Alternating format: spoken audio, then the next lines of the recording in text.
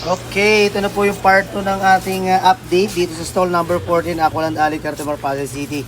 So ito po yung kinurture po natin na Christmas moss. Inattach po natin sa ating lava rock. Ito po yan, okay? Kaya ginawa po natin to para doon sa mga nag-hobbyist natin na medyo busy, hindi makagawa. Ito, ready na po ito. So binebenta rin po namin ito, okay? And then, ang kasama po niyan, ito medyo malaki ha. Tingnan nyo, ang laki oh. Tapos,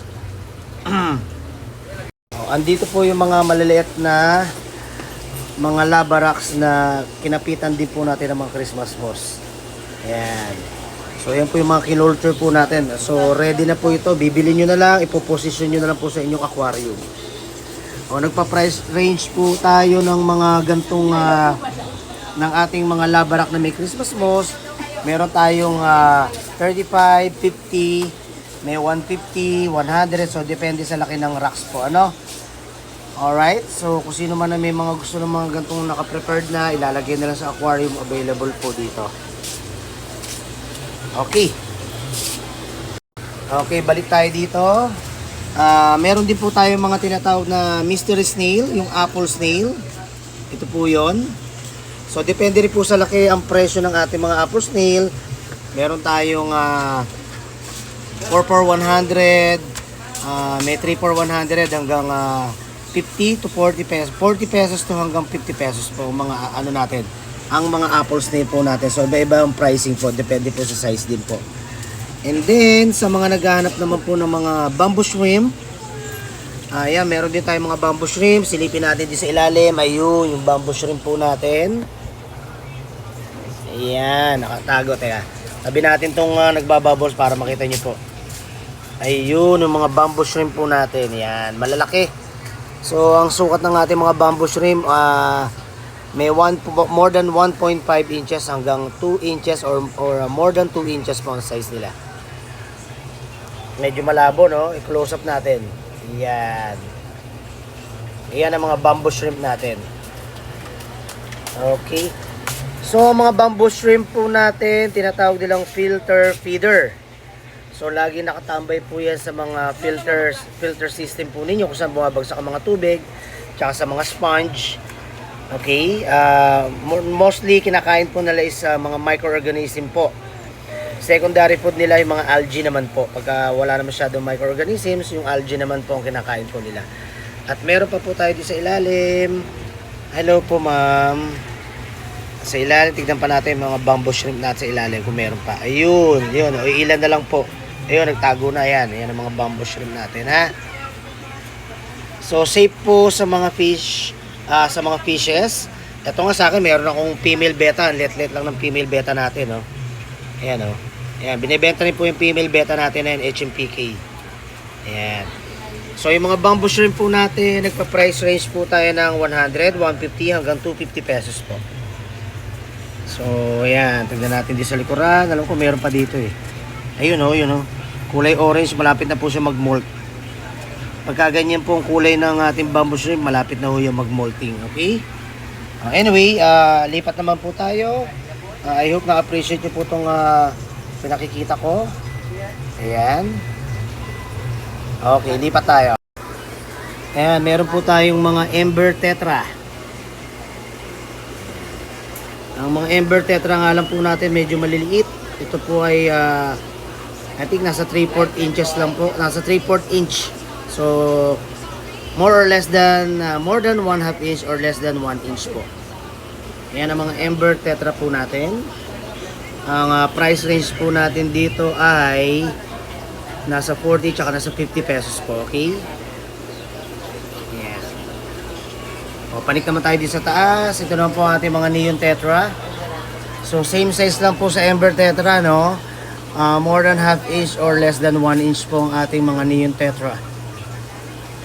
So, price range po natin sa kanya 50, 40, tsaka 35.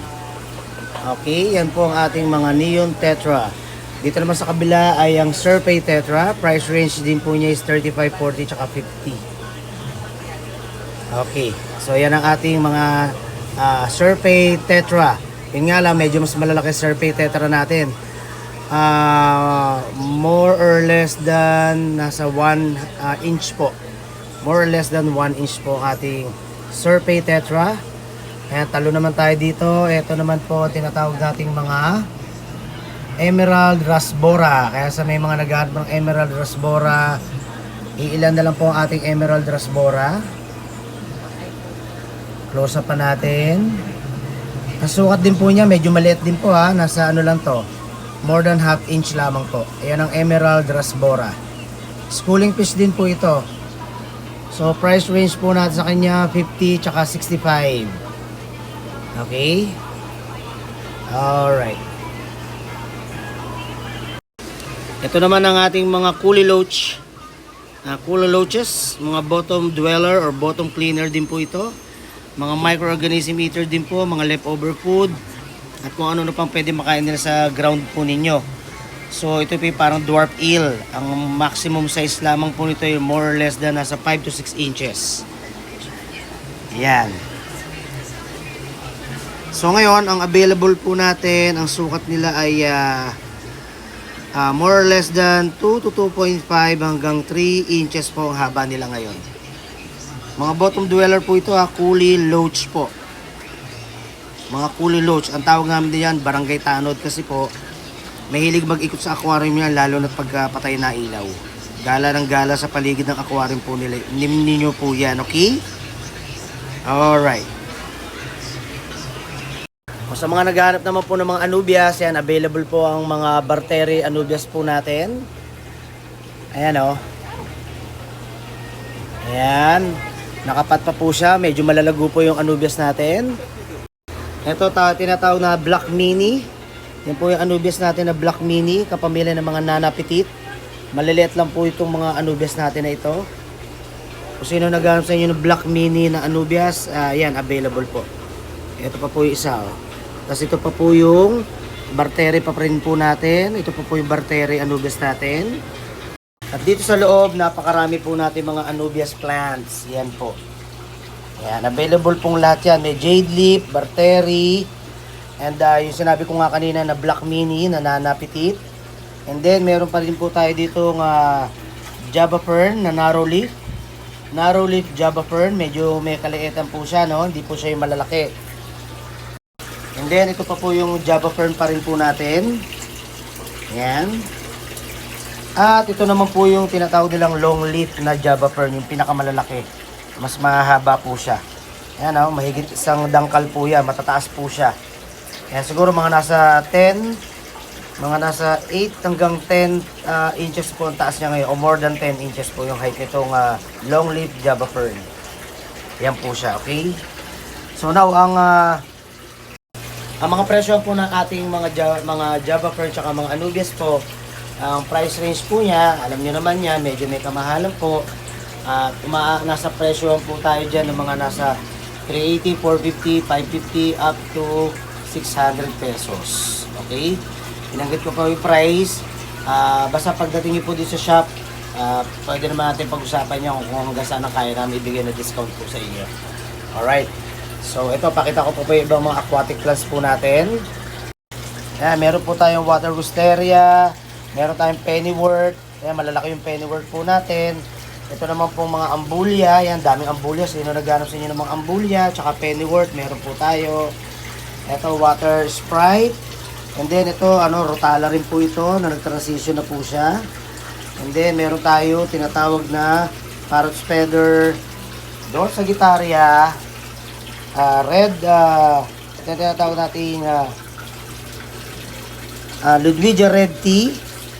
And then, meron pa rin po tayo dito ngayon, parrot's feather. Meron tayong Amazon sword, dwarf sagittaria, at mga green kabomba po. Yeah, marami tayong aquatic plants. And then, sa mga naghahanap naman ng mga lotus plant, meron tayong pink lotus, red lotus, saka white lotus. So, yan, halos para-para itsura niya. Yan po yun. Ang presyo po, depende sa laki ng bulb po niya. Okay? Mga aquatic plants po natin, price range po natin, 25, 35, 50. At may wholesale price pa rin po tayo niyan. Okay, sa mga plants po. Sa mga nakabili na sa atin, alam po yan. Kita-kita po tayo. May part 3 pa po ulit tayo. Salamat po.